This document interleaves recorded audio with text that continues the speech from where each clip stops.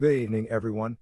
Tonight, we bring to you a concerning issue that has been increasingly reported by individuals living in apartment buildings, most recently in Prince George's County, Maryland.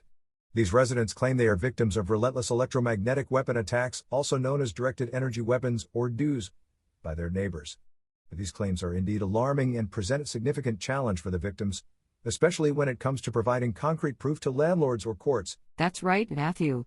The complexities involved in detecting and proving such attacks make it an almost insurmountable task for those without specialized knowledge in practical electromagnetism. Even with such knowledge, the effort required to gather conclusive evidence is extensive, demanding considerable time, expertise, and financial resources. It's a daunting situation for anyone to face. Absolutely, Joanna. Understanding and measuring electromagnetic fields require a deep understanding of electromagnetism and specialized equipment, which is beyond the reach of most laypeople. Victims who lack this expertise find themselves at a severe disadvantage. And let's not forget the financial constraints, Matthew. Hiring experts and acquiring the necessary equipment for detecting and analyzing electromagnetic fields can be prohibitively expensive. This creates a significant barrier for victims seeking to substantiate their claims.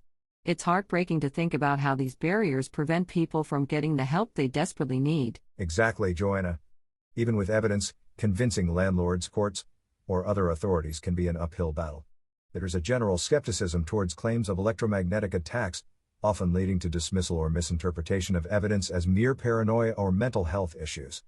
This skepticism only adds to the victim's burden. It's incredibly frustrating, Matthew. But despite these challenges, there are several approaches that could be explored to help victims prove their case and convince those in power to take action. For instance, having independent observers or experts experience the attacks firsthand could lend credibility to the victim's claims. Coordinated efforts where third parties can physically feel the effects might be persuasive. That's a great point, Joanna. Another method is implementing simultaneous observations. By synchronizing communication between floors or neighboring apartments, observers can report changes in sensations or electromagnetic readings when the suspected source is disrupted. This kind of blind study could provide more objective data. Absolutely, Matthew. Detailed documentation of the victim's experiences over time can also build a comprehensive case. Observations such as how certain materials can block or reduce sensations can be indicative of external electromagnetic interference rather than imagined experiences. And while video proof of muscle twitching or mechanical anomalies may not be conclusive on its own, it can still play a part in a broader collection of evidence. Demonstrating consistent patterns that correlate with the victim's reports can help in building a stronger case. It's clear that overcoming cognitive and social biases is essential in these situations. The reluctance to accept claims of electromagnetic attacks often stems from cognitive biases and societal tendencies to favor the status quo. Both laypeople and professionals can fall into the trap of dismissing unconventional claims due to a codified understanding of the world that resists anomalies. And even within professional circles, there is a tendency to overlook the complexities and ongoing research in fields like electromagnetics and radio waves. These areas remain active subjects of study and development, especially for military applications. It's crucial for authorities and communities to recognize the potential severity of these claims and adopt a more proactive stance to investigate and mitigate such threats. Exactly, Joanna. The proliferation of electromagnetic devices, potentially utilized for harmful purposes, is a growing concern that needs to be addressed more rigorously. Ignoring these claims not only leaves victims without recourse but also allows the problem to escalate unchecked.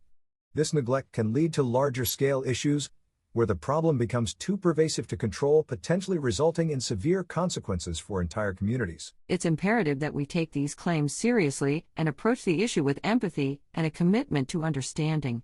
Addressing the issue of electromagnetic weapon attacks in residential settings requires a multifaceted approach, combining technical, observational, and societal strategies.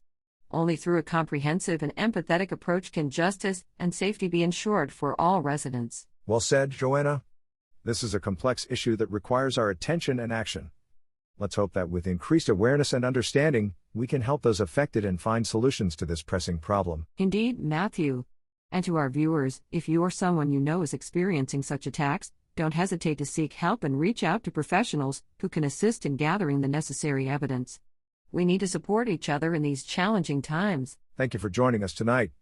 Stay informed and stay safe. Good night. Good night, everyone.